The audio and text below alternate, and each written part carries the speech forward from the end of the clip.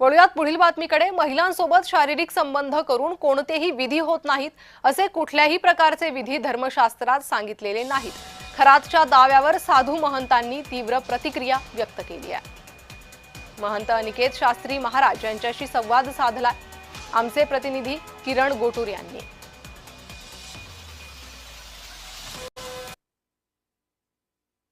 अतिशय निंदनीय घटना आहे, संपूर्ण राज्यभर चर्चेत जातोय। जवळपास 8 गुन्हे आतापर्यंत अशोक खरातवरती दाखल झालेले आहेत, पण चौकशीमध्ये हा एक विधीचाच भाग आहे शारीरिक संबंध म्हणजे, अशा पद्धतीचा एक दावा अशोक खरातनी केलेला आहे।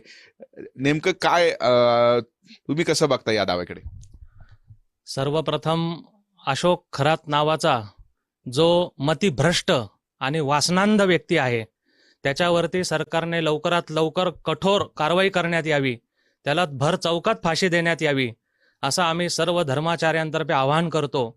आणि नाशिक पोलीस कमिशनर कर्णिक साहेब, राज्याचे पोलीस महासंचालक श्रीमान दाते सर आणि आपल्या राज्याचे यशस्वी मुख्यमंत्री गृहमंत्री देवेंद्र फडणवीस साहेब यांनी या इतक्या गंभीर प्रकरणामध्ये कार्यतत्परता दाखवली, त्याबद्दल आम्ही त्यांचं कौतुक सुद्धा करतो। परंतु इथून पुढे त्यांनी असं उदाहरण निर्माण करावं की अशी हिंमत कोणी करता कामा नये।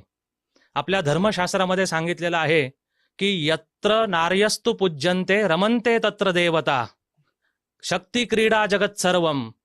इतकी सुंदर वचन आपल्या धर्मशास्त्रात आले की जिथे जिथे नारीची पूजा होते, स्त्रियांची पूजा होते, तिथे देवता रममाण होतात।